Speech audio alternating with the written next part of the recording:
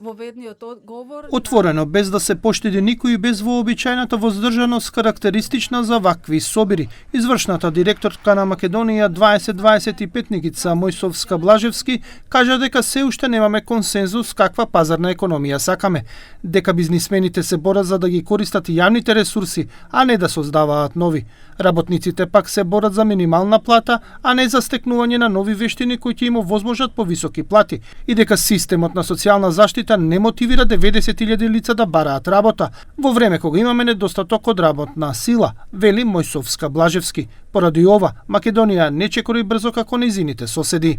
Сето ова создаваше циклус на стагнација.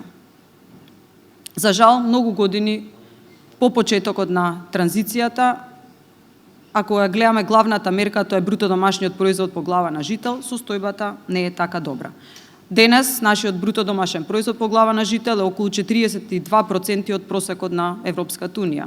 Посебна болка се капиталните инвестиции кои најчесто се само на хартија. Сега се најавува нов инвестициски бран од неколку милијарди евра, но за да не бидат овие градби промашена инвестиција, од нив мора бенефит да има стопанството.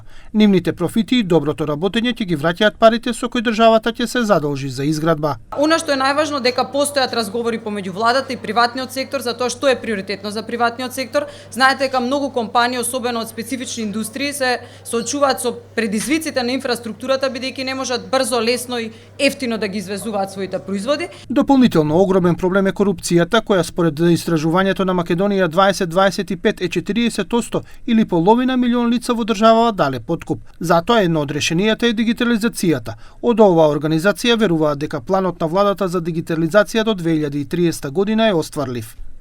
Недостатокот кај нас е во фокусот и во стратегијата во сите области на живење. Не може дигитализацијата да биде движена само од лидерите во технолошките сектори. Таа всушност треба да биде вплетена во стратегијата на сите области на живење. Дали е тоа социјала, дали е здравство, дали е индустрија, дали е земјоделие, дали е граѓански права. Премиерот Христијан Мицкоски пак порача дека секој што ќе се соочи со корупција веднаш да ја пријави, без разлика дали во неа се замешани и високи представници на владата.